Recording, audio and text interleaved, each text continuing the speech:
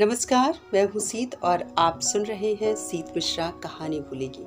आज मैं आपके लिए वंदना राग की एक कहानी विरासत लेकर आई हूँ। ये कहानी हिजरत से पहले कहानी संग्रह से ली गई है। 2015 में राजकमल प्रकाशन द्वारा इस किताब को प्रकाशित किया गया। यूटोपिया वंदना जी का पहला कहानी संग्रह है। इसके अलावा एक अन्य कहानी संग्रह ख्यालनामा है। वंदना जी को कृष्ण प्रताप स्मृति सम्मान से नवाजा गया है। 2020 में उनका उपन्यास बिसात पर जुगनू प्रकाशित हुआ, जो बहुत चर्चित भी हुआ। तो चलिए सुनते हैं उन्हीं की लिखी ये कहानी विरासत। गो न समझो उसकी बातें, गो न जानो उसका भेद।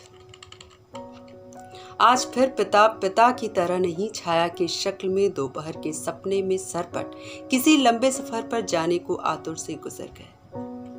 जब तक उन्हें ठीक से देख पाता, चारों ओर गुच्छा गुच्छा कुहासा हवा में झूल गया। हवा भारी हो गई और अंधेरा छा गया। बड़े लोग छोटे कैसे हो जाते हैं? बड़े लोगों को कोई छोटा बनाना ही क्यों चाहता है? बड़े लोग जैसे बड़े कलाकार, फनकार, शोहरत वाले बड़े लोग, राज्यों वाले बड़े लोग जैसे वाजिद अली शाह, लखनऊ का बादशाह। अंग्रेजों ने कैसे उसे बेदखल कर लखनऊ से बाहर खदेड़ दिया था। बड़ा आदमी था वो। फिर भी कहते हैं, जब जा रहा था कह रहा था, जब छोड़ चले लखनऊ नगरी, पूछो न हम पे क्या गुजरी। बड़े लोग जैसे पिता, मेरे पिता। मैं दोपहर में कभी नहीं सो पाता। सिर्फ इतवार का दिन ही वो दिन होता है जब मैं दोपहर में 2 घड़ी आराम करता हूँ। आज वो भी संभव नहीं लग रहा। दीपावली आ रही है। घर की साफ सफाई मुझे ही करनी है। मुझे ही फिर जुटना होगा। दिल्ली में तो आजकल फेस्टिवल प्लानर्स मिलते हैं। बड़े लोग अपने घर की साफ सफाई, डेकोरेशन और पार्टी का इंतजाम उन्हें ही देते हैं। मैं बड़ा आदमी नहीं हूँ। घर साफ करने की क्षुद्र बात मन में लाने के बाद मैं फिर पिता पर लौट आता हूँ। याद आता है, जब हम लखनऊ में रहा करते थे तो कितने ठाठ थे हमारे। तब जब हमारा बचपन था, तब जब पिता एक बड़े रुआबदार पद पर बैठा करते थे, तब जब यूं ही तफरीह के लिए हम भाई बहन पिता के दफ्तर तक टहलते हुए चले जाया करते थे। पिता का दफ्तर घर से बहुत दूर नहीं था। हम संभल कर फुटपाथ पर चला करते थे, छोटी का हाथ थामे। वो भी बहुत संभल कर। छोटे कदमों से फुटपाथ नापती जाती थी और गिनती जाती थी। 1, 2, 3। हम दुलार से छोटी को कभी कभी अपनी हथेलियों की मदद से थामे हुए हवा में उछाल देते। वो खुश होकर कहती 50, और हम पिता के दफ्तर के पास होते। इतना ही नजदीक था पिता का दफ्तर। सचमुच इतना कि उस फुटपाथ पर अन्य चलने वाले लोगों की नजर से भी ओझल ही रहते थे। कोई नहीं कहता, देखो 3 छोटे बच्चे अकेले ही फुटपाथ पर कहीं जाने को निकल पड़े हैं। पिता के आलीशान कमरे में पहुंचकर हम आलीशान हंसी के साथ कहते, हम थम्स अप पिएंगे। और ठीक उस समय कोक और पेप्सी इस देश में आकर पूरी तरह छाए नहीं थे। बड़े लोग और उनके बच्चे, जिनकी संख्या कम थी, थम्स अप ही पीते थे। छोटी कभी थम्स अप पूरा नहीं पी पाती। 2 घूंट पीने के बाद वो बोतल मुझे पकड़ा देती और मैं गट गट पीते हुए बड़े और समर्थ भाई होने का फर्ज निभाता था। पिता हंसते थे, धीरे धीरे, एक निडर ऊंची हंसी, अपने कद से बहुत ऊंची। पिता का कद छोटा था, लेकिन उनके उच्च अधिकारी उनका बहुत सम्मान करते थे और कहते थे कि पिता तो नेपोलियन है।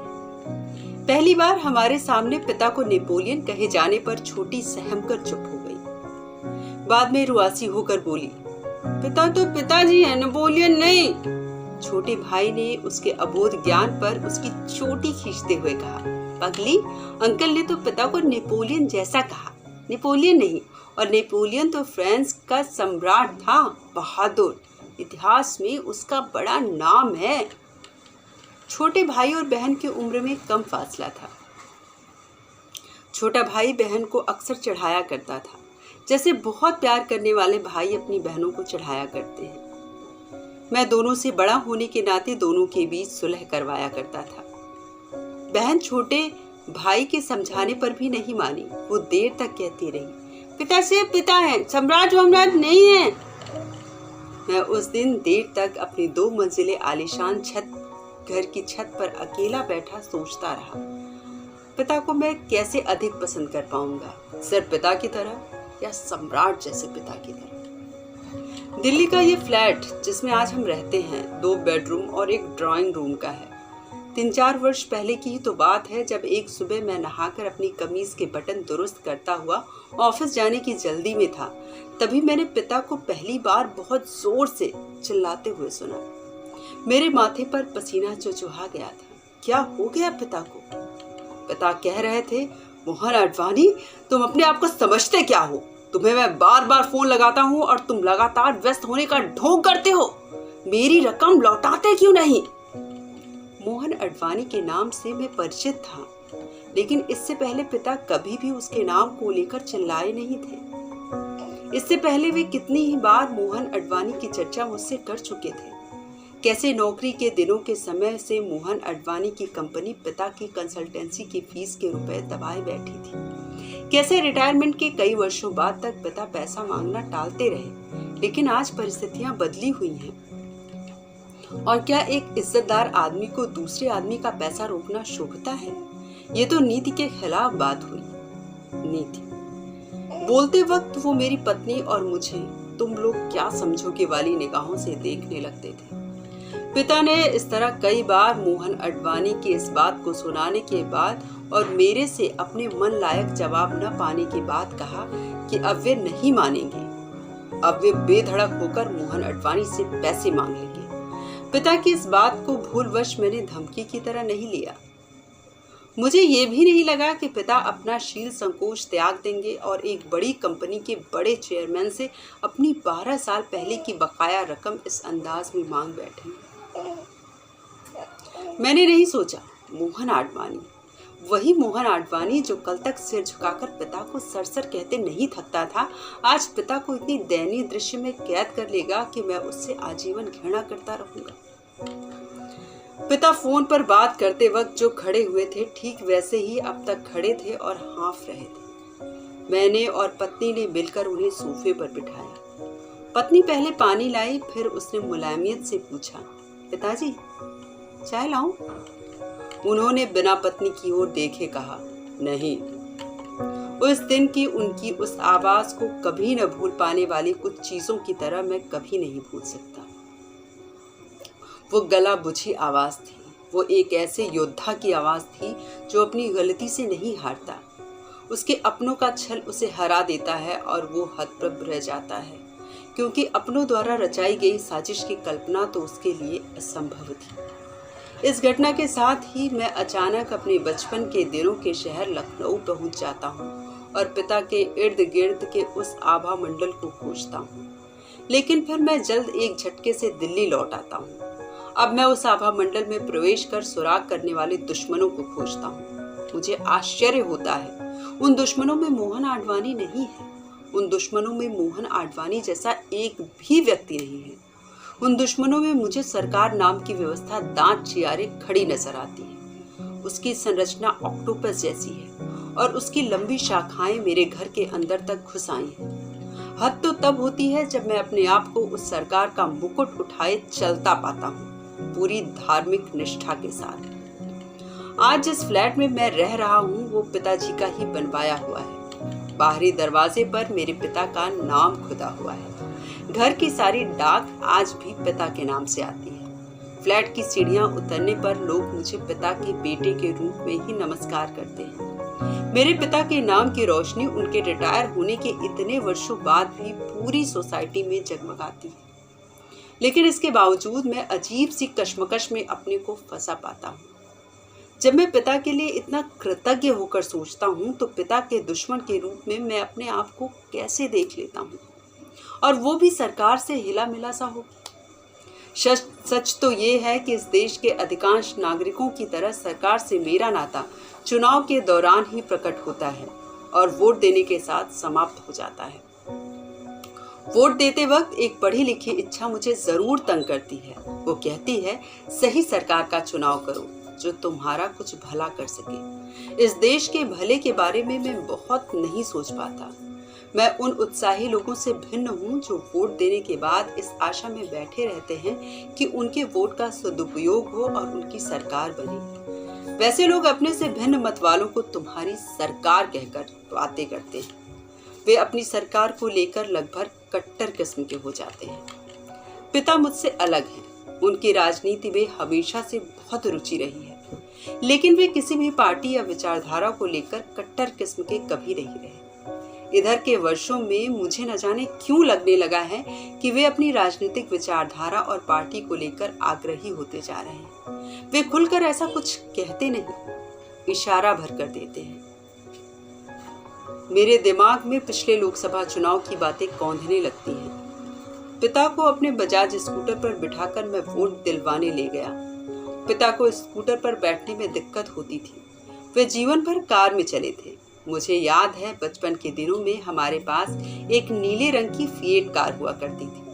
उससे जब हम स्कूल जाया करते थे तो स्कूल वालों पर बहुत भारी प्रभाव पड़ता था।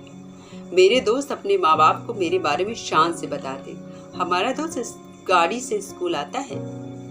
उस समय कम लोगों के पास कार होती थी और उससे भी कम लोग उसका स्कूल जाने में इस्तेमाल करते थे।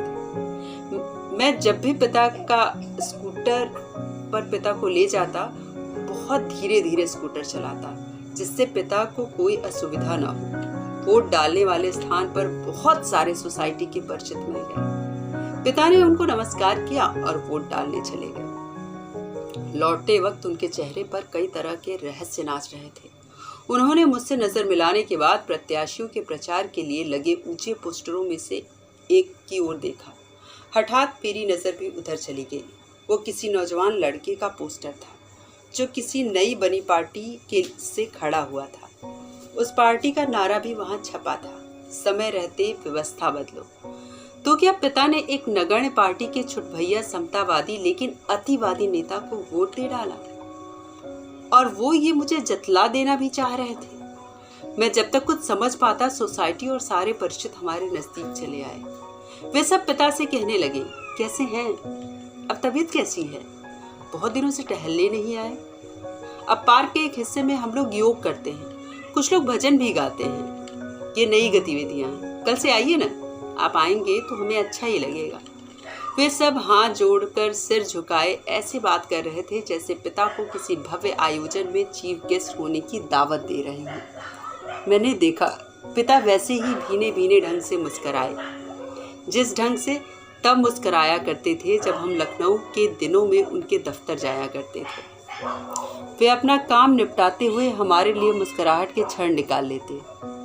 पिता को यूं देखकर मैं खुश हो गया और उन्हें स्कूटर पर पीछे बैठाते हुए बहुत उमंग से बोला, पिताजी अपनी सुबह की सैर फिर शुरू कीजिए ना, लोग आपको कितना पूछते हैं। मैं जानता था पिता को टहलने के अलावा किसी भी प्रकार की वर्जिश पसंद नहीं, योग भी नहीं।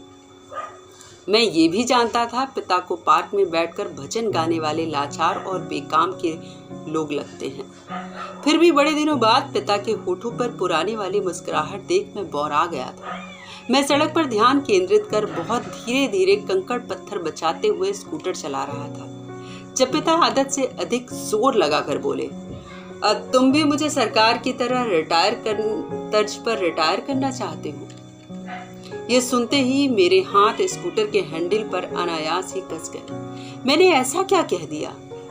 मैंने तो पिता को खुश करने के लिए एक बात कही, एक सहज बात, लेकिन पिता ने उसे सरकार की मंशा के साथ जोड़कर मुझे वही बना दिया जिसका मायावी ढंग से मैं बार बार मन में चित्रण करता था।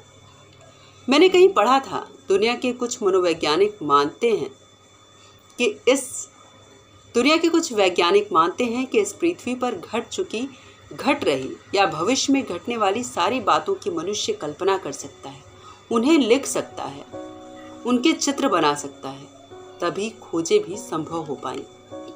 तो क्या मैं जो मन में इन मायावी चीजों को देखने लगता हूँ उसके पीछे कुछ सच्चाई है?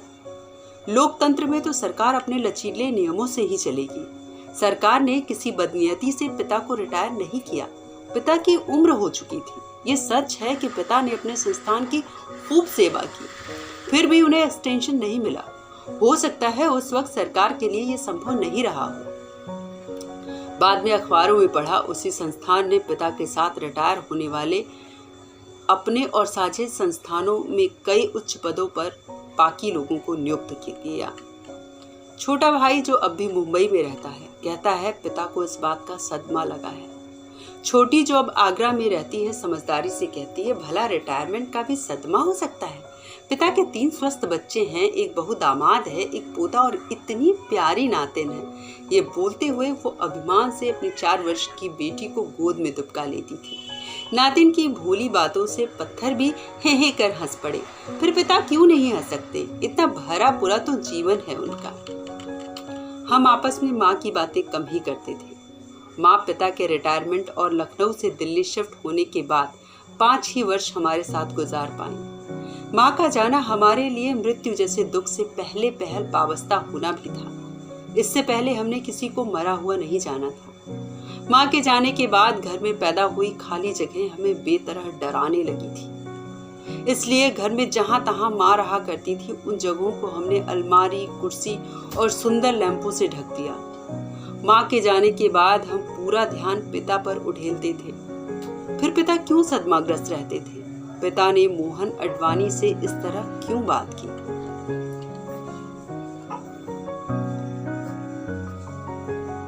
रिटायरमेंट के तुरंत बाद ऐसा नहीं लगता था कि पिता परेशान हैं, बल्कि उस वक्त उन्होंने अपने उन्हीं 3 उच्चाधिकारियों के साथ वित्तीय सलाहकारों की एक कंपनी बनाने की सोची, जो पिता को कभी फाइटर, कभी उलझनों को सुलझाने वाला मास्टर और कभी आदर्श अधिकारी कहा करते थे।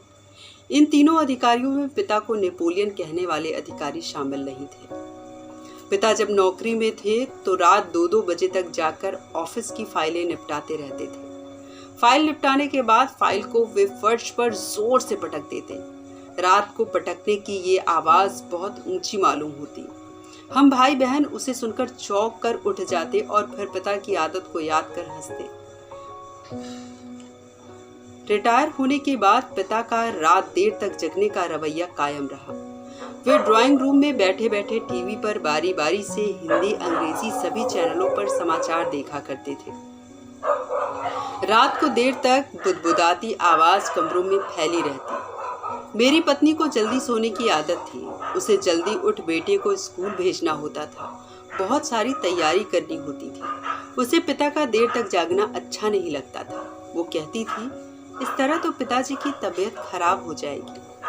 पिता की बनाई कंपनी की पहली मीटिंग हमारे ही घर पर हुई। पिता उस दिन कुछ अधिक व्यग्र दिखे। वे बार बार मेरी पत्नी और बेटे को कहते रहे वे लोग बड़े आदमी हैं, तुम लोग अच्छे से पेश आना। मेरी पत्नी पिता के निर्देशों को सुनकर तंग आ चुकी थी, लेकिन फिर भी मुस्कुराती जा रही थी। उन दिनों माँ भी हमारे साथ थी। वो पिता के साथियों को नमस्कार कर जा चुकी थी। माँ ने खूब महीन और महंगी सूती साड़ी पहन रखी थी। वो बहुत गंभीर लग रही थी। माँ के पास एक जमाने में ढेर सारी महंगी साड़ियाँ थी, लेकिन पिता के रिटायरमेंट के बाद वो उन्हें विशेष अवसरों पर ही पहनती थी। माँ के जाने के बाद मेरी पत्नी ने उनमें से कुछ साड़ियों को अपने लिए रख लिया, लेकिन पत्नी ने उन साड़ियों को कभी पहना नहीं। मैं सोचता हूँ शायद माँ की याद के दुख से बचने के लिए उसने उन साड़ियों को नहीं पहना। मेरी पत्नी ने माँ से बहुत सारी बातें सीखी। उनमें सबसे ज्यादा पिता का ख्याल रखना है। फिर भी पिता पत्नी की देखभाल से खुश नहीं होते। उनकी इच्छा रहती मेरी पत्नी उनके बगल में बैठ उनसे राजनीति पर बातें करे, देश की हालत पर चिंता व्यक्त करे। वे टीवी पर समाचार देखते देखते कभी कभार हवा में सवाल टांग देते, बिहार में तो कभी लैंड रिफॉर्म्स होंगे ही नहीं। मेरी पत्नी को बिहार की भूमि व्यवस्था में कोई रुचि नहीं। वो बेचारी तो महानगर दिल्ली की इस फ्लैट की भूमि व्यवस्था सुधारने में लगी रहती है। पिता अपने सवालों को मेरी पत्नी से जवाब न पाकर निराश हो जाते हैं, मगर वे पत्नी को कभी दर्शाते नहीं। वे उसकी पीठ पर हाथ रखकर कहते हैं, बैठ जाओ थोड़ी देर, थक गई होगी। मैं सोचता हूँ मेरी पत्नी भी गजब है, थोड़ी देर बैठकर पिता से देश की हालत पर बात क्यों नहीं कर लेती। लेकिन मैं उससे कुछ नहीं कहता। मैं ही कौन सा इन बातों में रुचि रखता हूँ। फिर भी मैं पिता के पास बैठ जाता हूँ और कहता हूँ, पिताजी बिहार नहीं सुधर सकता, वहाँ जाति दंश इतना है। पिता सहमत नहीं होते, सच जानते हुए भी सहमत नहीं होते। वे मूलतः बिहार के हैं, वहीं पैदा हुए पले बढ़े, इस नाते मेरे मूल में भी बिहार ही है। लेकिन जब मैं जाति व्यवस्था की बात करता हूँ तो पिता मेरी ओर नाराजगी से देखते हैं, मानो मैं उनका बेटा नहीं कोई और हूँ। मैं कोई ऊंची जात वाला हूँ और इसलिए भूमि सुधार नहीं चाहता। उनके अंदर जरूर ही कोई टेढ़ा विचार कुलबुलाता है। तभी वे हड़बड़ाकर दवा की एक गोली खाते हैं और मुझसे कहते हैं, जाओ, तुम्हें ऑफिस के लिए देर हो रही है। हालांकि पिता मेरे ऑफिस की संरचना और उसके नियम कानूनों से चिढ़ते हैं। कहते हैं इस तरह के दफ्तर आदमी का खून चूस लेते हैं। फिर भी वे मुझे नियमों का पालन करने की हिदायत देते हैं। मैं उन क्षणों को याद करता हूँ कैसे पिता सरकारी दफ्तर की नौकरी में 10-10 घंटे काम कर लेते थे, बिना किसी शिकायत, खुशी खुशी। ऑफिस से जुड़ी बातें पिता के अंदर कितना हौसला भरती थी, ये उनकी बनाई कंपनी की प्रगति से समझ में आता है। उनका दिमाग इतना तेज चलता कि उनके मित्र अपनी सारी कागजी जिम्मेवारी उन पर छोड़ देते। ये 90 का दशक है और पिता अपनी कंपनी द्वारा ग्राहकों को सरकारी संस्थानों में निवेश करने की सलाह देते हैं। दिल्ली में इस बीच कई प्राइवेट और मल्टीनेशनल कंपनियां अपने पांव जमा रही हैं। पिता की मर्जी के विरुद्ध मैं उन्हीं में से एक में छोटी नौकरी करता हूँ। पिता उस दौर को सरकार का षड्यंत्रकारी दौर कहते हैं। मैं ये सुनकर पिता के अंदर धीरे धीरे बढ़ते विरोधाभास से चिढ़ने लगा था। एक तरफ कंपनी बना रहे थे जो सरकार को फायदा पहुंचाने का काम करे, दूसरी तरफ लगातार कहते रहते कि ये लोग देश को बेचकर ही दम लेंगे। पिता को किसी भी प्रकार की आक्रामकता पसंद नहीं थी। फिर पिता ने आक्रामक पार्टी वाले प्रत्याशी को वोट क्यों दिया? ये क्या हो रहा था पिता के साथ? पिता के अंदर की उथल पुथल इस बात को देख बढ़ने लगती कि उनके पास एक भी क्लाइंट सलाह के लिए नहीं आता। वे अब बार बार कहते, ये भी कोई बात है? अब सरकार अपना घाटा खुद चाह रही है तो क्या करें? सारे दरवाजे खोल कर बैठ गई है, चोरों को बाइज्जत घर के अंदर बुला रही है। पिता हमेशा इशारों में बात करते थे और मेरी ओर इस आशा से देखते कि मैं उनकी बातों को खटाक से जज्ब कर लूंगा। मैं ऐसा करता भी हूँ, लेकिन उन्हें जाहिर नहीं करता। पता नहीं क्यों हम दोनों एक दूसरे के सामने खुलना नहीं चाहते। मैं अपने तरीकों से मालूमात करता हूँ और सच जानकर मेरे पैरों के तले जमीन खिसक जाती है। मुझे पता लगता है कि पिता तो कब के अपनी कंपनी से अलग हो चुके हैं। बाकी तीनों साथियों का काम फल फूल रहा है।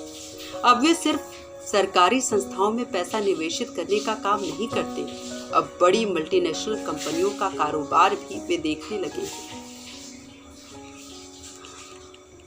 मुझे ये भी पता लगता है कि अब पिता का बैंक बैलेंस कुछ खास नहीं रहा। पिता ने अपने रिटायरमेंट बेनिफिट का पूरा पैसा इस कंपनी को बनाने में लगा दिया था। पिता की तबीयत तभी से ज्यादा खराब होने लगी थी। अब वे महीने में 3000 रुपए की दवाइयों पर निर्भर हो गए थे। घर का बजट एकदम से गड़बड़ाने लगा था। हर दिवाली की तरह इस बार भी छोटा भाई और बहन हमारे घर आए। उन्हें पिता के व्यवहार पर आश्चर्य हुआ। पिता उनसे अजनबियों की तरह व्यवहार कर रहे थे। छोटी को ये देखकर धक्का लगा। वो अपनी आदत के अनुरूप पूछ बैठी, पिताजी का उत्साह कहाँ गया? वे अपनी नातिन को देखकर खुश भी नहीं हो रहे। छोटी का जीवन पिता की नातिन और दामाद के आसपास फैल गया था। उसने पिता के पास से अपनी चीजें समेट ली थी, इसलिए वो समझ ही नहीं पाई पिता किन चीजों को खोने का शौक कर रहे हैं। वैसे ये समझना किसी के लिए आसान कहाँ था। पिता हर बार छोटी को अपने पास से पैसे देते थे, अपनी नातिन को महंगे चॉकलेट्स। इस बार जब नातिन चॉकलेट्स के लिए जिद कर बैठी तो पिता ने मेरे बेटे की ओर इशारा कर कहा, जिद मत करो, भैया की तरह समझदार बनो। इसके बाद पिता ने मेरी पत्नी की ओर मदद भरी सवालिया निगाहों से देखा। पत्नी ने पूरे दृश्य में अपने उपस्थिति न होने के तिलिस्म को रचा और गायब हो गई। छोटे भाई ने माहौल के तनाव को तोड़ते हुए रोती बच्ची को गोद में उठा लिया और खिड़की के बाहर उड़ती चिड़ियां दिखला कर उसे बहला दिया। छोटी रूठ सी गई। उसे लगा पिता के घर पे उसका मान कम हो गया। वो भाई दूज के लिए भी नहीं रुकी। दिवाली के अगले दिन ताज एक्सप्रेस पकड़कर आगरा चली गई। पत्नी ने अगले दिन मुझे शर्मिंदगी से भर पूरा आंखों देखा हाल सुनाया। यकीन कीजिए, शाम की सब्जी और दूध के लिए पैसे रखे गए। पैसों के अलावा मेरे पास पैसे नहीं थे। मैं जानता था, मैं सब जानता था। मैं ही तो उसे खर्च के लिए पैसे देता था। आज 2009 में याद करता हूँ तो याद आता है 90 के दशक में मंदी जैसा शब्द हमारे लिए कोई मायने नहीं रखता था। लेकिन क्या पिता को कुछ आभास था ऐसा हो जाएगा, जो वे बार बार इस तरह के इशारे करते थे? पिता समाचार बहुत देखते थे, पिता जानकारी भी बहुत रखते थे। क्या पिता के जन्म के वर्षों में घटी घटना बाद में उनकी कोर्स बुक में पढ़ाई गई होगी? क्या पिता के पिता ने विश्व की आर्थिक नीतियों और अवस्थाओं के बारे में उन्हें बतौर किस्से के रूप में कुछ सुनाया होगा, जिससे पिता के अंदर मंदी जैसी अवस्थाओं के बारे में मंदी जैसी विचलन को भाप लेने का पूर्वाभास विकसित हो गया था? या पिता ने तेज दिमाग होने के नाते समझ लिया कि देश के लिए आगामी वर्ष कैसे होंगे? पिता को देश की बहुत चिंता जो रहती थी। इन्हीं दिनों की बात है जब दोबारा चुनाव हुए और वोट देकर हम दोनों घर आए। पिता ने पत्नी के कंधे पर हाथ रखकर कहा, क्यों, किसे वोट दिया? सवाल सुन पत्नी के साथ मैं भी चौंक गया। पिता तो वोट देने के गोपनीय अधिकार का सम्मान करते थे, फिर आज वे पत्नी से ऐसा सवाल क्यों कर रहे थे? क्या देश के लिए ऊंचा सपना देखने के क्रम में वे पत्नी और मुझे अवरोध मान दंडित करना चाह रहे थे? पत्नी के जवाब नहीं देने पर पिता की आवाज नहीं बुझी थी। वे एकदम बुलंद आवाज में कहने लगे, मैंने तो उस पार्टी को वोट दिया जो कहती है समय रहते व्यवस्था बदलो। ये पिता का किस तरह का व्यवहार होता जा रहा था?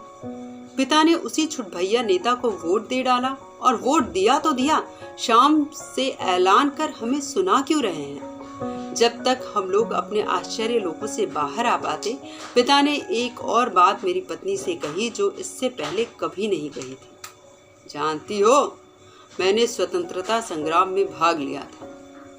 मेरे अंदर ये सुनते ही अजीब सा व्यंग का बगुला फड़फड़ाने लगा। इतने वर्षों में पिता ने ये बात पहले कभी क्यों नहीं कही?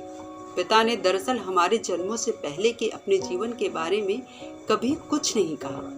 हमने भी कभी जानने की कोशिश नहीं की। वैसे 1947 में पिता की उम्र कितनी रही होगी? बमुश्किल 15 वर्ष। उस उम्र में उन्होंने सपने देखने के अतिरिक्त भी क्या कुछ किया होगा? पिता ने कैसे सपने देखे होंगे उस वक्त? एक दिन पत्नी ने मुझसे बढ़ती उदासी के साथ कहा, आजकल क्या तुम नियमित रूप से शेयर्स में अपनी तनख्वाह लगाने लगे हो? क्यों? बहुत डरते हुए मैंने पूछा। मेरे खर्चे पूरे नहीं बढ़ रहे और तुम कुछ करते भी नहीं। इस बार पिताजी तुम्हारे संभावित शेयर्स की बातें छोटे भाई से फोन पर कर रहे थे, जो मैंने सुन ली, इसलिए पूछा। नहीं, ऐसा कुछ नहीं है। थोड़ा लोन लिया है, उसी की किश्त चुकाता हूँ। कुछ महीने की बात है, सब पहले जैसा हो जाएगा। मेरी आवाज फुसफुसी और किसी भी विश्वास से परे थी। पत्नी मुझे गहरी नजरों से ताकती रही। उन नजरों में अविश्वास कूट कूट कर भरा था। छोटा भाई फोन पर मुझे बताता है कि भैया, पिताजी तुम में बड़ी संभावनाएं देखते हैं, कहते हैं अपने बड़े भाई की तरह बनो। कितनी किफायत से रहना सीख गया है, मुझसे भी होशियार है, अपना पैसा सही जगहों पर निवेशित कर रहा है। मैं धक्क से रह जाता हूँ। मेरे चारों ओर कैसा मकर जाल बुनता जा रहा है और मैं उसे ध्वस्त भी नहीं कर पाता। ये कैसा समय है? छोटे भाई ने आगे और बताया कि वो घर की हालत समझ रहा है, इसलिए उसने पिता से कह दिया है कि वे अब उसे पैसे ना भेजा करें। मुंबई में खाना कपड़ा सस्ता है, स्टाइपेंड के पैसों से काम चल जाता है। भाई ने बताया, भैया मैं अब बैंड्रा वाला कमरा छोड़ वाशी चला गया हूँ। मैं जानता हूँ भाई को लोकल ट्रेन से इंस्टीट्यूट पहुँचने में 3 घंटे लगते हैं। वो बहुत थक जाता होगा, लेकिन जब वो होली दिवाली पर घर आता है तो बहुत रौनक जमाता है। पिता उसकी जिंदा दिली देख कुछ आश्वस्त लगते हैं, कभी कभी हंस भी देते हैं। मुझे अफसोस होता है मैं क्यों छोटे भाई की तरह नहीं हो पाता। मेरी पत्नी कहती है 4 दिन की रौनक लगाना आसान है, रोज रोज एक ही घर में साथ रहने पर छिलके उतरने ही लगते हैं। छोटे से फ्लैट में कहाँ तक छिपाएंगे अपने आप को। मैं अपने कमरे में बैठा सुन रहा हूँ। भाई पिता को देश की हालत पर बात करने को उकसाता है। पिता उत्साहित हो कहते हैं, कितना चलेगा ये बूम बूम, नकली है, देखना गुब्बारा फूटेगा किसी दिन। 1997 में पिता ने ये बात कही थी और तब गुब्बारा नीले आसमान में स्वच्छंदता से उड़ रहा था। एक दिन पिता ने मुझे अपने पास जबरदस्ती बिठाया और कहा, जाओ मोहन अडवाणी से मेरे पैसे ले आओ। पिता का हठ एकदम न बहलने वाला लगा। मैं घबरा गया। इसके आगे कि मैं कुछ कहता वे कहने लगे, जानते हो मोहन अडवाणी जहाँ बैठा है वो कंपनी जल्द ही मुंह के बल गिरेगी। तुम देख लेना, इस देश का तो नक्शा ही गड़बड़ हो गया है। स्वतंत्रता संग्राम के वक्त कुछ और ही सोचा था, देखो अब क्या हो रहा है। वे मेरी ओर इल्जाम लगाने वाली निगाहें डालते हैं और मैं भी ग्लानि से भर जाता हूँ। इतना छोटा सा काम है, कर क्यों नहीं देता मैं माहौल बदलने के लिए पिता से कहता हूँ, पिताजी चलिए कहीं घूम आते हैं। वे कहते हैं, चलो इंडिया गेट चलो, लेकिन गाड़ी से चलो। उस दिन बड़ी मुश्किल से मैंने पिता द्वारा खरीदी हुई मारुति 800 कार निकालकर स्टार्ट की और उन्हें बिठाकर इंडिया गेट तक ले गया। पिता गाड़ी से उतरे नहीं, बैठे बैठे इंडिया गेट को नमन करने लगे। फिर उन्होंने गाड़ी के माइलोमीटर पर नज़र डाली और कहने लगे, अब वापस ले लो, गाड़ी में पेट्रोल कम है। मैंने जवाब नहीं दिया, नजरें चुराता रहा। मेरे वॉलेट में पेट्रोल भरवाने के पैसे नहीं थे। पिता ने मेरी चुप्पी देखकर कहा, आजकल पेट्रोल का क्या भाव है? मैं फिर भी चुप बना रहा। पिता को ठीक ही लगा, मैं उनकी अवहेलना कर रहा हूँ। हाँ, उन्होंने कड़वाहट से कहा, मैं 1932 में पैदा हुआ था। मेरा मन कैद का पिंजरा हो गया। वहाँ एक छोटा चूहा रहता है। जी करता है लखनऊ के दिनों की तरह अभी यही इंडिया गेट के सामने पिता की छाती में अपना सर घुसाकर सब कुछ स्वीकार कर लूं, अपनी असफलता और अपनी संभ्रांति। मैं कहना चाहता हूँ, पिताजी मेरा मार्गदर्शन कीजिए, मुझे रास्ता बताइए, मुझे आपकी ज़रूरत है। लेकिन मैं ऐसा कुछ नहीं करता और बनावट के चुप रास्तों पर चलते हुए हम घर पहुँच जाते हैं। उस दिन के बाद पिता फिर नए तरीके से बदल जाते हैं। अब वे समाचार नहीं देखते, अब वे राजनीति पर चर्चा नहीं करते, अब वे स्वतंत्रता संग्राम वाले बयान को भी कभी नहीं दोहराते। अब चुपचाप होकर कुछ सोचते रहते हैं। वे अब अक्सर मुझे, पत्नी और बच्चे को घुमाने की सलाह देते हैं। मैं देखता हूँ वे अकेले रहना चाह रहे हैं। मुझे लगता है वे अपने लिए नया स्पेस तैयार कर रहे हैं। मैं दखल देकर उनके अकेलेपन के सुख को नष्ट नहीं करना चाहता। एक दिन ऐसा ही सोचते हुए मैं, पत्नी और बच्चे के साथ घूम घुमाकर घर नियत समय से पहले लौट आए। घर में घुसते ही आशंका का अंधकार मुझे दबोच लेता है। मैं चिल्लाता हूँ, पिताजी पिताजी, घर में इतना अंधेरा क्यों है? बत्ती क्यों नहीं जलाई आपने? कहाँ हैं आप? मैं घर की सारी बत्तियां जल्दी से जलाता हूँ और उनके कमरे में पहुँचता हूँ। देखता हूँ पिता अपने बिस्तर पर सफेद चादर ओढ़े पूरी तरह सर से पांव तक ढके सिमटे पड़े हैं। पिताजी! मैं गला फाड़कर चीखता हूँ। आ गए तुम, जल्दी आ गए। वे चादर से अपना मुंह बाहर निकाल कर कहते हैं। मेरे गले में कुछ फंस रहा है। जी में आता है उन पर खूब गुस्सा करूं और चिल्लाकर कहूं, जानते हैं कितने भयावह लग रहे थे आप? एकदम सफेद कफन ओढ़ी लाश लग रहे थे। पिता ने मेरी डरी और उत्तेजित मुद्रा देख समझ तो लिया ही होगा कि मैं उस वक्त कैसा महसूस कर रहा हूँ। शायद इसी वजह से, या फिर इस वजह से कि मैं अनावश्यक बहुत कल्पना करता हूँ, या मैं तो हूँ ही हारी हुई प्रवृत्ति का आदमी और ऐसा ही सोचूंगा। पिता ऐसा प्रदर्शित करते हैं कि वे बहुत आराम से हैं, उन्हें कोई कष्ट नहीं। उनकी आंख लग गई, इसलिए समय का पता नहीं चला। वे एकदम संयत भाव से चादर के नीचे से एक डायरी निकालकर मुझे पकड़ाते हैं। लो, इसे अलमारी में रख दो। मैं हाथ में पकड़ी डायरी को देखता हूँ। वो खुली हुई है। खुले हुए पन्ने पर लिखा है मोहन अडवाणी। मैं ये देखकर शर्म से गड़ जाता हूँ और तय करता हूँ, साले मोहन अडवाणी के बच्चे, अब कल ही तुझे घेरता हूँ। मैं पिता की अलमारी में डायरी रख देने के इस आदेश से थोड़ा चकित ही हूँ, क्योंकि माँ के जाने के बाद हम में से कभी कोई पिता की अलमारी के नज़दीक भी नहीं पहुँचा। उनमें रखी चीज़ों को हाथ लगाना तो दूर की बात है। आदतवश मैं अलमारी के भीतर रखी चीज़ों पर नज़र भी नहीं डालता और डायरी को एक जगह टिकाकर छोड़ देता हूँ। उसके अगले ही दिन सचेत हो मैंने मोहन अडवाणी को तैश में फ़ोन कर दिया और मिलने का समय मांगा। उस पार से आती उसकी आवाज़ गर्म चाकू सी थी। वो किसी को भी पल भर में चीर देती। उनके लड़के बोल रहे हो? जी ठीक है, कल कनॉट प्लेस के मेरे दफ्तर में आ जाइए। मोहन अडवाणी का ऑफिस मेरे पिता के नौकरी के दिनों के ऑफिस से कहीं आलीशान है। सब कुछ इतना आधुनिक है, कुर्सी, टेबल, खिड़की के पर्दे, लैम्प, कंप्यूटर। वो कुछ मेरी कंपनी के उस मालिक के जैसा है जिसके बारे में मैंने सुना है, कभी देख नहीं पाया हूँ। हमारे ऑफिस में मालिक और मेरे जैसे कर्मचारी के बीच बहुत फासला रहता है। ठीक उसी फासले को मैं यहाँ महसूस कर रहा हूँ, इस सच को जानते हुए भी कि कल तक सामने खड़ा ये असंभव सा देवता मेरे पिता के सामने सिर झुकाकर सर जी करता रहता था।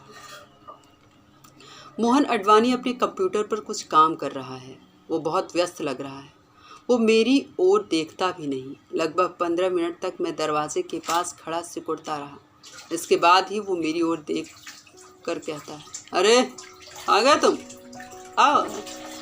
इसके बाद वो अपनी मेज़ की किसी दराज से एक लिफाफा निकालता है, उसे अपने हाथों की 2 उंगलियों के बीच पकड़कर ऐसे हिलाता है जैसे लोग हवा में कुत्तों के लिए बिस्किट हिलाते हैं। इसी मुद्रा में बैठा बैठा वो खूब जोर से ठहाका लगाता है।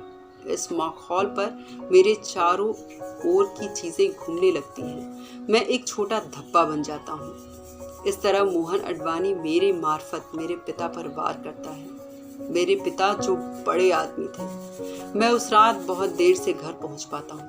पिता दरवाज़ा खोलते हैं और उत्तेजना से कहते हैं, बड़ी देर हो गई, दुकानें तो सब बंद हो गई होंगी। दर्द से मेरा माथा फटा जा रहा है। इस दर्द के मारे मोहन अडवाणी से लाए पैसे भी मैं भूल जाता हूँ। मैं पिता को कोई जवाब नहीं देता और बिना कपड़े बदले सो जाता हूँ। सुबह उठकर देखता हूँ पिता ड्राइंग रूम में एक कुर्सी पर डरे दुबके सिर पर एक हाथ रखे बैठे। वे बहुत चिंतित लग रहे हैं। मैं चुपचाप मोहन अडवाणी का लाया हुआ लिफाफा उनके हाथ में पकड़ा देता हूँ।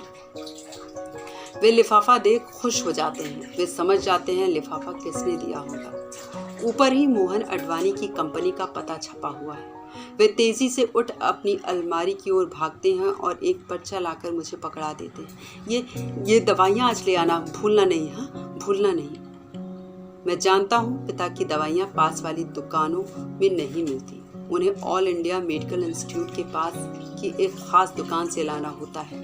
अचानक याद आता है कि 2-3 महीनों से तो पिता की दवाइयाँ मैं लाया ही नहीं। कब खत्म हुई दवाइयाँ? 1 महीना हो गया। उनका स्वर कातर और डरा हुआ है, लेकिन मैं उनमें अपने लिए उलाहना ढूंढता हूँ। दवाइयों के बिना पिता को कुछ हो जाता तो मेरे अंदर झुझुरी सनसना जाती है। मैं अपनी असमर्थता को डांट का जामा पहनाता हूँ। इतनी लापरवाही मुझसे कहा क्यों नहीं? पिता खिड़की से बाहर देखने लगते हैं। मैं झमकता हुआ फ्लैट की सीढ़ियाँ उतर जाता हूँ और तय करता हूँ भाई बहन को बुलाना ही होगा। अब अकेले मुझसे पिता का दिया और तनाव बर्दाश्त नहीं होगा। छोटी मेरे बुलाने पर अगले ही दिन आ जाती है। छोटे भाई को 2 दिन लगते हैं। हम तीनों एक ही निर्णय पर पहुंचते हैं, पिता बदल गए हैं। वे अब कुछ बताते नहीं। पिता नाखुश रहते हैं। पिता का आभा मंडल कहाँ गया? हम तीनों ये सब सोचकर असमंजस में पड़ जाते हैं। पिता का क्या किया जाए? पिता को कैसे ठीक किया जाए? हम पिता का संपूर्ण मेडिकल चेकअप करवाने की सोचते हैं। अगले दिन हमारी चिंताओं और संदेहों को परे खिसकाते हुए पिता नहा धोकर खूब अच्छे कपड़े पहनकर हमारे बीच आकर बैठते हैं और कहते हैं, अरे भाई, यूँ अचानक इकट्ठे हुए हो तो कुछ मौज मस्ती करो, घूम आओ। मैं पिता के इस अप्रत्याशित व्यवहार से चौंक जाता हूँ। क्या पिता ने अब हमारी चिंताओं को अपने खिलाफ षड्यंत्र मान लिया है? वे इतने दिनों से जो हमारे बीच होते हुए भी नहीं होते, आज अचानक हमारे बीच शामिल होने का ढोंग क्यों कर रहे हैं? छल्लाहट मुझे घेरने लगती है। क्या पिता हमारे बीच की सारी सहजता मिटाकर ही दम लेंगे? पिता का अच्छा मूड देख छोटा भाई पिता की हथेली प्यार से दबाता हुआ कहता है, हाँ पिताजी, जाएंगे, लेकिन आपको भी हमारे साथ चलना होगा। बहुत दिनों बाद छोटी भी बचपन वाली छोटी बन जाती है। वो कहती है, पिताजी मैं पल गिन रही हूँ, आपका समय शुरू होता है अब बोलिए हाँ या ना। अरे हाँ हाँ, पिता जोश में उठ तनकर खड़े हो जाते हैं। चलो अभी चलो।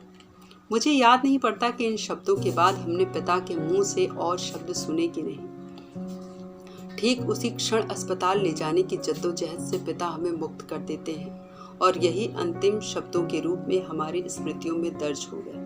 उनके जाने के बाद हमारे दिल्ली वाले मौसा का हमारे घर आना जाना बढ़ जाता है। दिल्ली में रहने वाले हमारे एकमात्र नजदीकी रिश्तेदार वही हैं। हमारे पिता के रहते मौसा हमारे यहाँ कम ही आ पाते थे।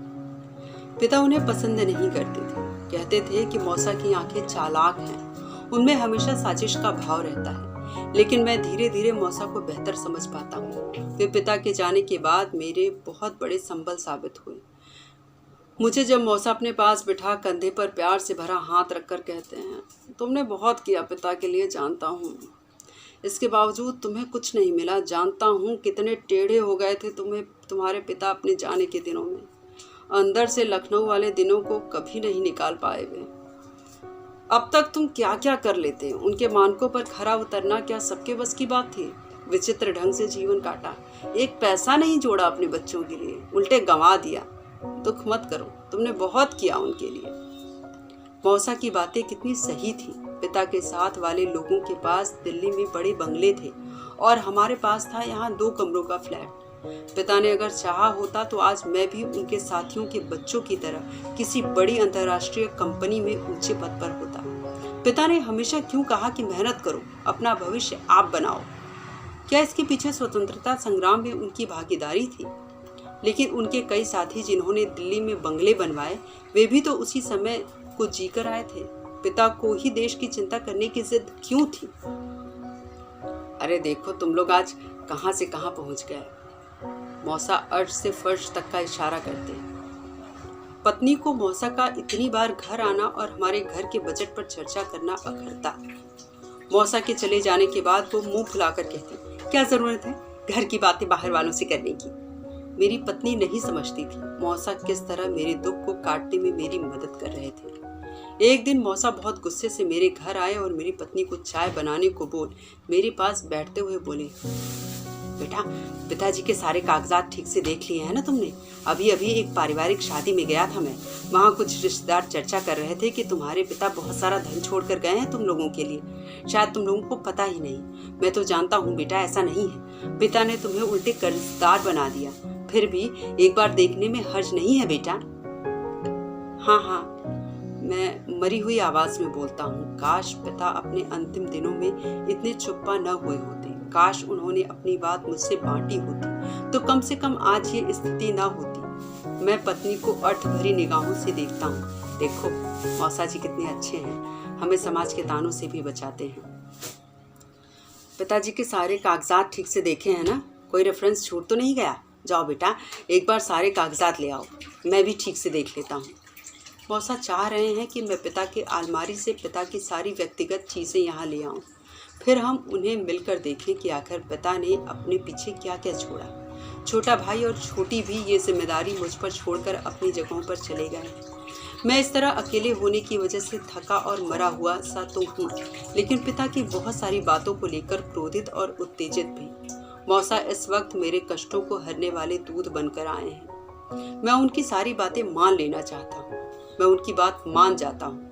मैं शिथिल कदमों से जाकर अलमारी के दोनों दरवाजों को पूरी तरह से खोल देता हूँ और एक कुर्सी डालकर अलमारी के सामने बैठ जाता हूँ। मैं पहले नीचे के खानों से शुरू करता हूँ। कपड़े लत्ते हैं ढेर सारे, फिर तरह तरह के छोटे बैग्स और पाउच, चश्मे हैं, पुरानी घड़ियाँ। एक घड़ी उठाता हूँ, उस पर स्विस मेट फेवर ल्यूबा अंकित है। ये पिता ने अपनी पहली नौकरी के तुरंत बाद खरीदी थी, ऐसा उन्होंने कभी बताया था। पता नहीं चलना बंद कर देने के बाद भी वो क्यों यहाँ पड़ी है। एक दराज पुराने फोटोग्राफ से भरी है। मैं देखता हूँ एक काली सफ़ेद तस्वीर के पीछे लिखा है 1945। फोटो में पिता ठीक कैमरे की आंख में देख रहे हैं। ज़रूर उनके हाई स्कूल के दिनों की फ़ोटो रही होगी। एक तस्वीर 1947 की भी है। पिता अपने साथियों के साथ बड़ा सा तिरंगा हवा में उछाल रहे हैं और खूब खुश दिख रहे हैं। एक तस्वीर 1958 की है जिसमें पिता अपनी पहली नौकरी के अधिकारियों के साथ खड़े हैं, खासे आत्मविश्वास के साथ। 1980 की तस्वीर में पिता भव्य लग रहे हैं। उनके चेहरे पर मेहनत की स्वस्थ चमक और सफलता की ठोस अभिव्यक्ति है। पिता के साथ उनके वही उच्चाधिकारी भी खड़े हैं जो पिता को नेपोलियन कहकर पुकारा करते थे। 1990 की तस्वीर में पिता का सिर झुका हुआ है। वे प्रधानमंत्री से संस्थान के उत्कृष्ट सेवा करने के लिए पुरस्कार ग्रहण कर रहे हैं। उसी समारोह की दूसरी तस्वीर में हम सब हैं, माँ, मैं, छोटा और छोटी। हमारे चेहरों पर पिता के सम्मान का वैभव रंगा हुआ है। मैं गौर से देखता हूँ, दर्शक दीर्घा में मोहन अडवाणी भी अनुग्रहित भाव से बैठा बैठा ताली बजा रहा है। इसके बाद जो तस्वीर मेरे हाथ लगती है वो 2007 की है। इंडिया गेट पर खड़े पिता, एकदम कृशकाय, कमजोर, उदास। लेकिन जैसे ही मैं उनकी आंखों की ओर देखता हूँ मुझे अजीब सा लगने लगता है। उन आंखों में मैं विभिन्न संग्रामों में मारे गए सैनिकों के प्रति अकूत सम्मान देखता हूँ। इसके बाद मैं सारे कागज पत्र देखता हूँ। उस धन को खोजने की कोशिश करता हूँ जो मेरी जानकारी में कभी नहीं रहा। कागजों के बीच में से ही मेरे हाथ वो डायरी आती है जिसे एक दिन पिता ने मुझे अलमारी में रखने को दिया था और जिसे मैंने गौर से कभी नहीं देखा। आज देखता हूँ, डायरी 1957 में लखनऊ से खरीदी गई, स्वतंत्रता संग्राम के 10 वर्ष बाद। उसके पहले पन्ने पर लिखा है 100 वर्षों के बीत जाने के उपलक्ष्य में। डायरी के ऊपर नवाब वाजिद अली शाह की तस्वीर है। नवाब वाजिद अली शाह ने तस्वीर में एक लाल रंग का चोगा पहन रखा है। उसके सिर पर ताज नहीं है। डायरी को देख मेरे अंदर अजीब सा हड़कंप मचने लगा है। डायरी आधी खाली है। खाली पन्नों के ठीक पहले मेरा नाम लिखा है। पिता ने जानबूझकर उन पन्नों को मेरे भरने के लिए खाली छोड़ दिया है। पिता बहुत बातों की तरह ये भी जानते हैं कि उनके जाने के बाद मैं इस डायरी को खोलकर देखूंगा। मैं उसके बाद क्या सोचूंगा? क्या इस बात का अंदाजा था पिता को? मैं ड्राइंग रूम में मौसा के पास दोबारा आता हूँ। मौसा देख रहे हैं, मेरे हाथ खाली हैं। पिता के प्रति रही उनकी जीवन भर की चिढ़ और मेरी खाली खाली सी मुद्रा मिलकर उन्हें अस्त व्यस्त कर देते हैं। वे चाय के बड़े बड़े घूंट पीते हुए बहुत व्यंग से पूछते हैं, क्या हुआ? कुछ मिला? पता चला क्या छोड़ के गए हैं तुम्हारे महान पिता? मैं हामी में अपना सिर हिलाता हूँ। कितना कुछ है मौसा को बताने के लिए, लेकिन मेरे मुंह से बहुत सारे शब्द नहीं निकल पा रहे। मेरे चेहरे पर मुस्कुराहट है और आवाज में किसी प्रकार का कंपन नहीं जब मैं कहता हूँ इतिहास। मौसा अब भरपूर रूप से उत्तेजित हो रहे हैं। वे फिर पूछते हैं, क्या मिला? मैं फिर दोहराता हूँ इतिहास और अपना दायां हाथ अपने हृदय पर रख लेता हूँ और वहां बसी धड़कन को महसूस करता हूँ। मेरी मुद्रा ठीक उस खिलाड़ी के समान है जो विजयी होने पर अपना राष्ट्रगान सुनते हुए अपना दायां हाथ अपने बाएं सीने पर रख लेता है। ये अदब का तरीका है। मौसा न जाने क्या सोचने लगते हैं। मैं मस्खरी कर रहा हूँ। वे मुंह बिचकाते हैं, क्या है ये सब? नाटक क्यों कर रहे हो? मैं देख रहा हूँ पर्याप्त रूप से चिढ़े हुए मौसा अब फें कर हंसना चाह रहे हैं, मानो सामने मैं नहीं कोई विदूषक खड़ा उनसे छिड़खानी कर रहा हूँ। और ये सब कुछ अब कितना असुंदर और सस्ता नजर आ रहा है। मैं मौसा को इस तरह देखकर कोई और जवाब देना नहीं चाहता। पूर्ववत खड़ा रहता हूँ। मुझे अब किसी बात से कोई फर्क नहीं पड़ता। मौसा तकलीफ से अपनी भावनाओं को दबाते हुए पिता के बनवाए मेरे इस फ्लैट से बाहर चले जाते हैं। Thank you so much.